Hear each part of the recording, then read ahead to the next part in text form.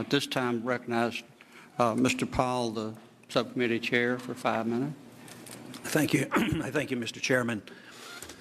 You know, we hear that in the future we're going to have a better economy, and everybody hopes so, but it's hard to believe. It's hard for me to believe anyway, because I look back on our past 3 years, and what Congress has done and what the Fed has done. We've literally injected about $5.3 trillion.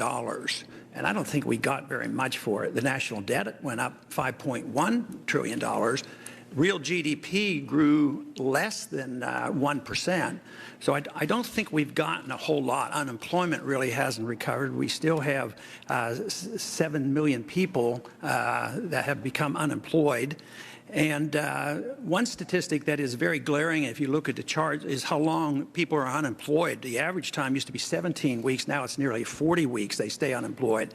So nothing there reassures me. And also, when we talk about prices, we're always reassured there's not all that much inflation, and we're told that they might start calculating inflation differently with a new CPI. Of course, we changed our CPI a few years back. There's still a free market group that calculates the CPI the old-fashioned way, and they come up with a figure, in spite of all this weak economy, that prices have gone up 35%, 9.4% every year. And I think if you just went out and talked to the average housewife, she'd probably believe the 9% rather than saying it's only 2%. So I would say what we have been doing isn't very reassuring with all this money expenditure. But my question is related to the overall policy.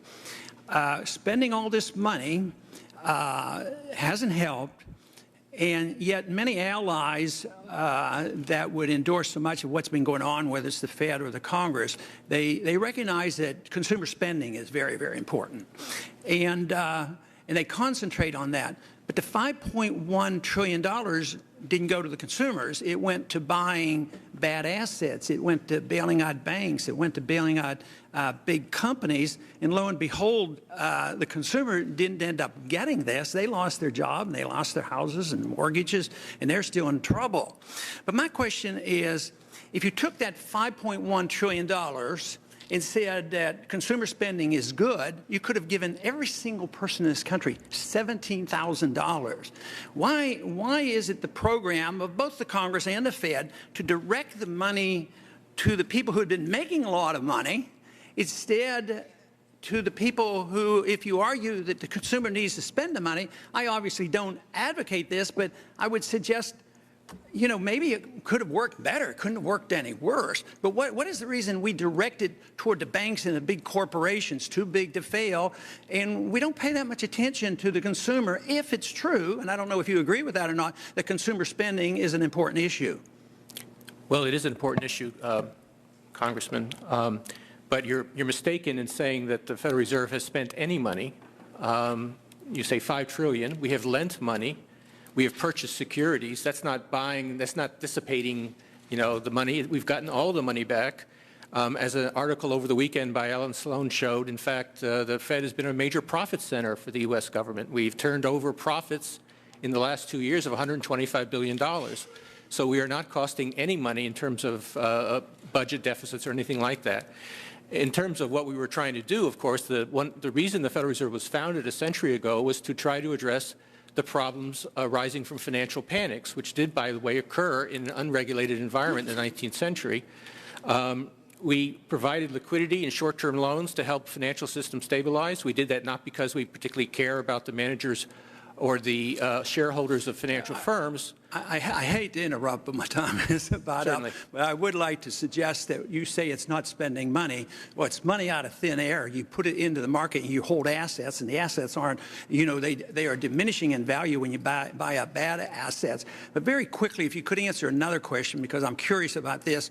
You know, the price of gold today is $1,580. The dollar during these last 3 years was devalued almost 50%. When you wake up in the morning, do you care about the price of gold? Well, I pay attention to the price of gold, but I think it reflects a lot of things. It reflects global uncertainties. I think the reason people hold gold is as a protection against what we call tail risk, really, really bad outcomes. And to the extent that the last few years have made people more worried about potential of a major crisis, then they have gold as a protection. Do you think gold is money? No. It's not money. It's Even a if it had precious been money metal. for 6,000 years, somebody reversed that and eliminated that economic law.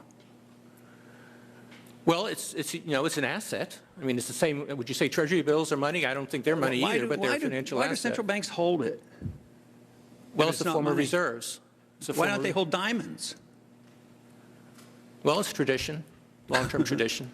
Some people still think it's money. I yield back. My time is up. Thank you.